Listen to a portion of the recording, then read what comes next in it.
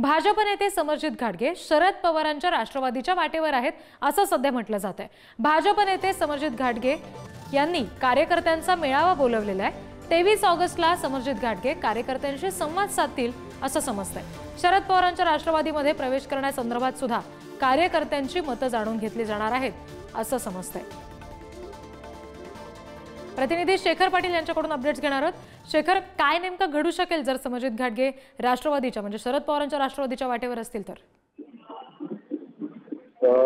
गेल्या काही दिवसांपासून सरकारची चर्चा जी आहे ती सुरू आहे आणि चर्चा सुरू असतानाच आता समरजित घाटगेंनी मात्र 23 ऑगस्ट रोजी हा कार्यकर्त्यांचा मेळावा बोलवलेला आहे। आपल्याला माहित आहे की महायुतीमधून जे विद्यमान आमदार आहेत त्यांनाच पुन्हा एकदा संधी दिली जाईल अशा पद्धतीची शक्यता आहे। त्यामुळे पुन्हा एकदा समरजित घाटगेंना अपक्ष म्हणून या मतदारसंघामध्ये निवडणूक लढावी लागणार अशा पद्धतीची शक्यता जी आहे ती समोर येत होती आणि म्हणूनच समरजित घाटगे यांनी आता शरद पवारांच्या राष्ट्रवादीची खरतर वाट धरल्याचं पाहायला मिळतंय, कारण तशा पद्धतीच्या चर्चा सुरू आहेत आणि तशा पद्धतीच्या कार्यकर्त्यांचं मत नेमकं काय असणार आहे। आपण शरद पवारांच्या गटामध्ये जाऊन आपल्याला पुढे भविष्यात फायदा होणार आहे का, तशा पद्धतीचा आपण निर्णय घेऊयात का, अशा पद्धतीची चर्चा करण्यासाठी खरं तर हा मेळावा जो आहे तो 23 ऑगस्ट रोजी होणार आहे। आपल्याला माहिती आहे की समरजित घाटगे आणि हसन मुश्रीफ यांच्यामध्ये एक काटेकी टक्कर त्या ठिकाणी खरं तर पाहायला मिळते कागल विधानसभा मतदारसंघामध्ये।